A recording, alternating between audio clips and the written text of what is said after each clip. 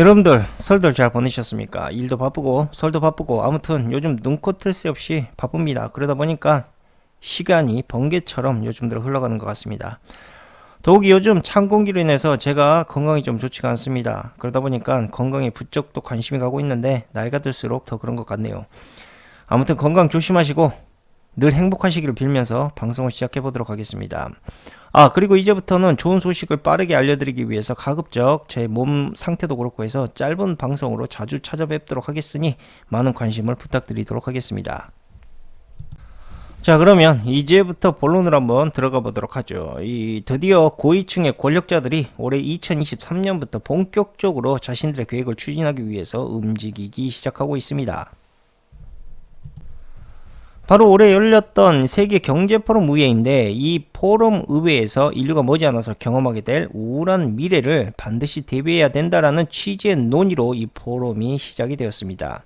특히 영국의 전 총리였던 토니 블레어, 이 사람은 빌드버그 회원이자 늘 자국의 국민의 보건과 의료에 앞장섰던 인물이기도 합니다.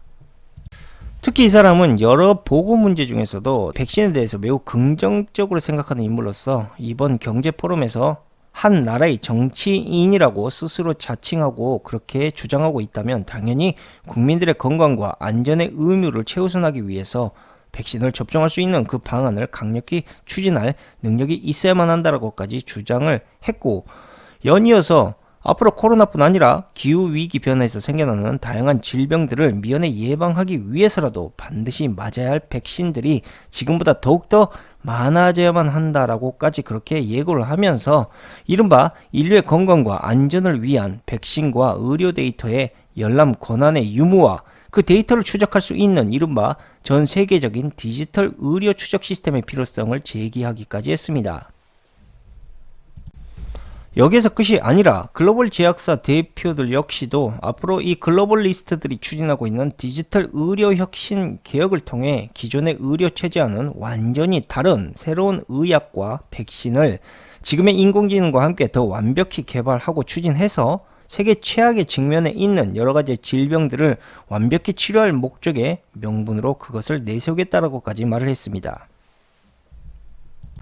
현재 이들이 인공지능과 함께 추진하고 있는 이러한 다양한 의료 연구는 인류 역사와 더 나아가서 새로운 우주 개척 시대에서 결코 빠질 수 없는 가장 완벽한 질병 치료에 매우 큰 틀의 변화를 보여주게 될 것이다 라고 그렇게 주장을 하고 있지만, 반대로 일각에서는 이 같은 주장에 대해서 의료를 가장한 인류 통제 시스템이다, 혹은 그들이 만든 완벽한 치료에 결국 저항하게 될 것이고, 인류는 지금보다 더 치명적이면서도 장기적인 질병의 재앙을 맞아들이게 될 것이다 라는 이러한 포럼 내에서 매우 다양한 목소리들이 흘러나오고 있는 실정입니다. 이들이 이렇게 주장하는 의료 체제와 맞물려서 교묘하게 추진되고 있는 또 하나의 시스템, 그것이 바로 인간도내 해킹 시스템입니다. 지난 1월 19일에 세계 경제 포럼의 가장 큰 주제로 열렸던 회담 주제, 그것은 바로 인류는 두뇌를 데이터화할 기술과 준비가 되어 있습니까? 라는 제목의 영상을 공개함과 동시에 그 주제의 논의를 시작했습니다. 물론 수많은 과학자들이 이 포럼에 함께 참석을 했습니다. 그러나 그 중에서도 미국 듀크 대학의 법학과 교수인 니타 페러헤니가 이 주제를 본격적으로 주도하기 시작했습니다. 그가 이 포럼에서 했던 이야기 중, 그 대화 중 하나를 발췌해보자면 바로 인공지능으로 인간의 두뇌를 해킹할 수 있는 기술은 이미 가능한 수준에 이르렀다라고 그렇게 이야기를 합니다. 그리고 그동안 불가능했다라고 생각되었던 뇌의 활동을 해독하는 이 윤리적인 문제만이 이제는 남은 것뿐이다라고 그렇게 말을 합니다. 연이어서 당신의 뇌에서 느끼는 모든 감정과 생각은 결국 컴퓨터와 같은 데이터일 뿐이다, 그렇게 말을 하면서 양자 인공지능을 앞으로 사용하기 시작하면서 인간의 뇌 패턴을 데이터화할 수 있고 그것을 해석할 수 있는 방식을 반드시 우리는 채택해야만 한다라고 그렇게 말을 했습니다. 방금 말씀드렸던 니타 페러헤니가 이야기하고 있는 뇌의 데이터를 저장하는 방식, 이것은 결코 먼 미래 이야기가 아닙니다. 인간의 뇌 패턴을 파악하는 방식은 지금 손목에 무심코 착용하고 있는 여러분들의 웨어러블 장치를 통해 얼마든지 뇌를 분석할 수 있다는 것입니다. 여러분들의 뇌파 활동을 감지할 수 있는 헤어밴드, 모자, 손목시계, 귀에 착용하는 이어버드, 헤드폰, 그리고 작은 문신에 등등 그 모든 것으로 뇌의 패턴을 파악할 수가 있다라는 것입니다. 그리고 글로벌리스트들은 대중들이 그로 인해서 행복한지 슬픈지 혹은 화가 났는지에 대한 감정적인 상태를 모두 파악할 수 있을 뿐 아니라 머릿속으로 생각하고 있는 모양, 숫자, 은행 계좌의 핀 번호 등까지, 즉 마음속으로 생각하고 있는 거의 모든 것들을 뇌파와 감정에서 드러나고 있는 얼굴 모양을 통해 모두 해독할 수가 있게 된다는 것입니다. 그 중에서도 인간의 뇌에 대한 감시는 대중적으로 매우 강력한 영향을 줌과 동시에 대중 심리를 더 디테일하게 들여다볼 수가 있고 인류의 삶을 그로 인해 변화시킬 뿐 아니라 사회의 모순적인 부분까지 개선할 수 있게 됩니다.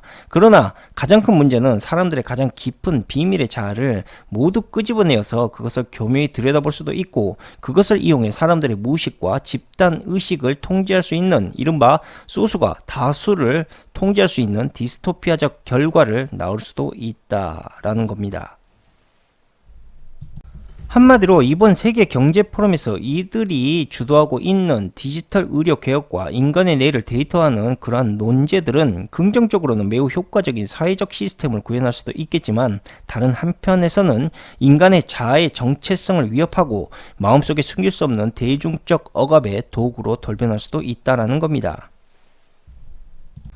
물론 좋은 취지에서 우리가 놓고 보자면 이것은 매우 혁신적인 기술이자 인류 생존에 필수적이고 지대한 영향을 미치는 것은 분명 사실입니다. 그러나 문제는 이들이 현재 고민하고 있는 저 두 가지의 논제 자체가 다수를 위한 정책이 결코 아니다라는 것입니다. 물론 경제 포럼에서 이야기했던 저 두 가지의 논제에 대해서 해석을 하는 현명한 선택과 판단은 결국 여러분들에게 있겠지만 분명한 사실은 이 같은 흐름이 점점 또렷하게 현실화되고 있다는 것이고 미래는 더 이상 우리 대중이 숨길 수 있는 마음속의 애틋한 비밀과 감정 따위는 사라지게 될 것이고 동시에 기후변화 명분을 이용한 의무적인 의료 정책은 글로벌 제약사를 중심으로 점점 더 강력해지게 될 것이라는 것입니다. 아무튼 이러한 말씀을 남기면서 오늘 방송은 마치도록 하겠습니다. 감사합니다.